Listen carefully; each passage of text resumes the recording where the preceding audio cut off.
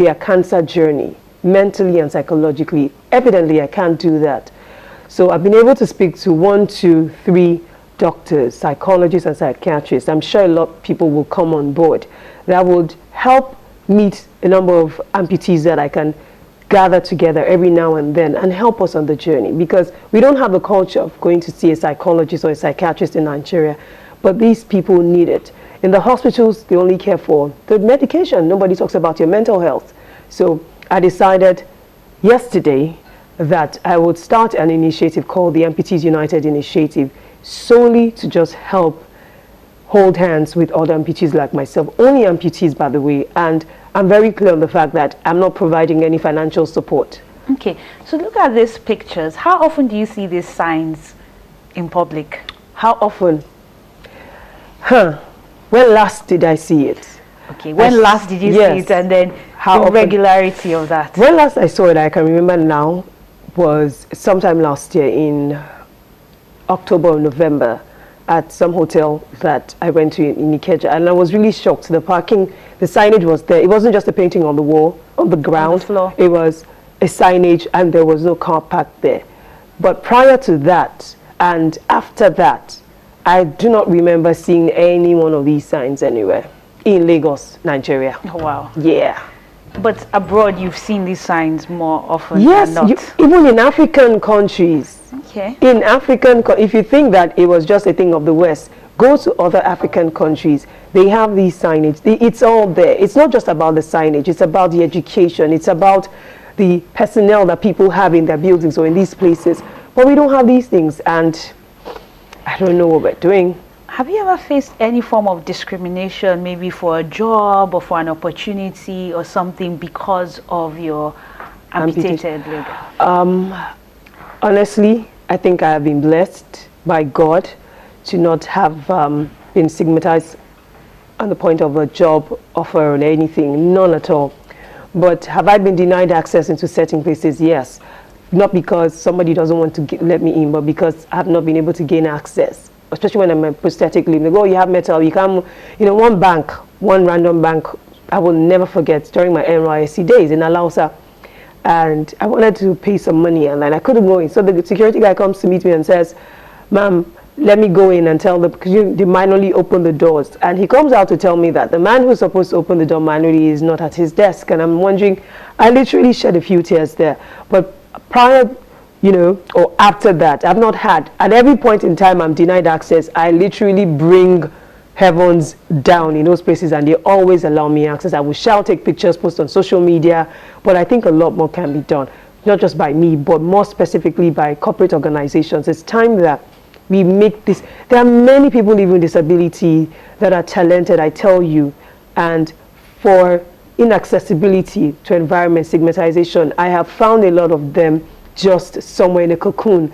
And it's time for us to start to come out. We can be the very best that God has made us to be. Okay, just hold on to that thought. We're going to go on a quick break, but when we come back, Adenika will continue to tell us about her project, which has to do with amputees. Do stay with us. So let's dance now, it is my turn. Just won't work you out. Dance now, it is my turn. Just won't work you out. So we've been discussing with Adenika Oyetunde, a cancer survivor and on-air personality who's very passionate about creating awareness about cancer and people surviving. And just before the break, we're talking about her project, which is focused on amputees. Yes. So I said that you're going to tell us more about this project, because I know over the years you've done things like walk out on a limb. We do that yearly, by the way. Okay, so it's every year. So that's an addition to this project. Yes. Out on a Limb is a child project from the Radio Foundation, and somehow people think that I started the Radio Foundation. I did not start the Radio Foundation. I work with them, and it was a cause that I saw. I knew that I had not been preempted by God to start a foundation on my own, and I didn't want to just do that. So I met the Radio Foundation founder, my beautiful individual, by the way, and it clicked. So every April, at least most times in April, we go out on a limb. Literally, it's just to educate people, is to tell them that we're here, is also to show support for their caregivers, because we actually forget the caregivers. When I was in the hospital, my father was my #1 caregiver, and everybody literally neglected my dad. So my dad, my mom, my friends, all these people, the schools that the, amputees or people living with disability go to, their churches, the malls, we have to educate. We also have to show love and consent to these individuals. So out on a limb, that's what it is we do every year. We're going out on a limb in April sometime soon. So it's on social media at the Radio Foundation, at the Radio, it's on there. But with the project I just started, Amputees United is the handle on Instagram. It's solely to just bring us together, as many people as I can get together. We're there together. It's literally to cry together, to laugh together, to hold, to put our hands on our shoulders, to help people mentally grow on this journey, because it's a daily thing. I'll be very honest with you. Some days you wake up, you're high. Some days you wake up, you're literally low. And thankfully, I haven't been low in such a long while. So I've been able to be high for so long. And if I am high for so long, how about I also use my courage to help some other persons? Because there are a lot of people who don't even know what to do. I've had people call me to say, I've just been told I need to amputate my limb. What do I do? So there are people like that. I would hopefully help them on the journey, myself and all the other experts, so medical a support experts. network. It's a support network. What about people who have decided to beg? People who have decided that, Wow. okay, this is what life has served me and this is my way out. What can be done? You know that it's interesting that some people go out to amputate limbs. I never believed it, honestly speaking, and I'll be very frank, I still haven't seen it where I know some family went to amputate their kid or their father and all that. But I know people who I trust to a very reasonable extent who've had the opportunity of meeting these individuals. They just think that the only thing left for them, they think less of themselves. And it's of various factors. The government has a role to play, but the government doesn't have all the, the blame. It's everybody's responsibility. The families that they have come from, their neighbors, the closest society around them, if they are affiliated with any faith, the faith that they're affiliated to, everybody belongs to a small unit. All of us should be blamed and must own up to the fact that we have failed these individuals. We have failed them because we have not made them see any better in themselves. And until we make them see this, then will they start to look inwards and understand that they also can do so much more. There's so much I can do for you. Some of them just want you to keep giving them money. I don't have all the money in the world, honestly speaking. I wish I did and probably continue to give and give, but I can't. And reality is, if I did give you money today, you'll come back tomorrow, I'll give you money tomorrow. How much longer will I continue to give you money for? You need to go back to school. If you cannot go back to school, what would you rather do? If you want to learn a trade, if you're very crafty with, IT, and they're just flat out lazy. Some people, honestly, have said, I would use it because I've been able to help not pay financially, but link them up with some people who provide free prosthetic limbs. And one man was very frank. Some man who sweeps on one of the bridges, I think was showing. My friend went to do a docu-series, and the nature of his amputation was such that both his hands and he sweeps.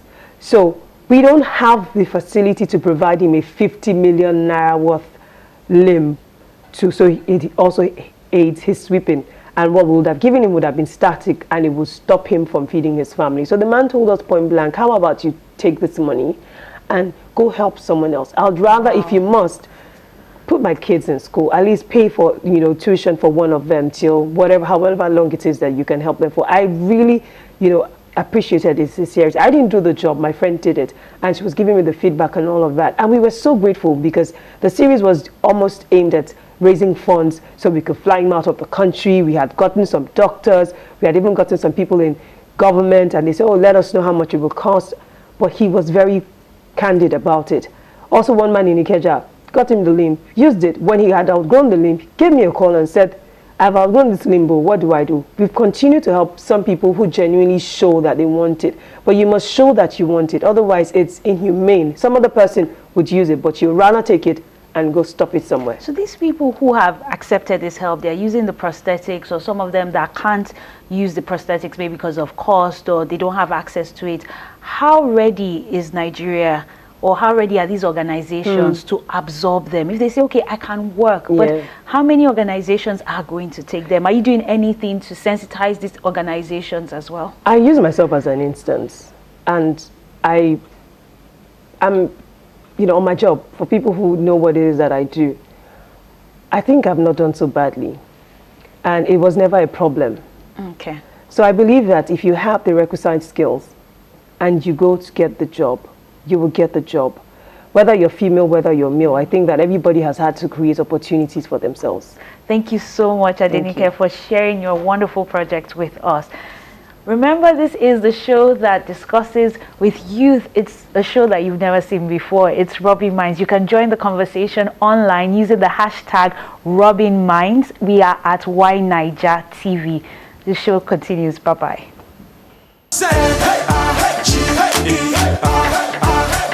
We represent What else? What else?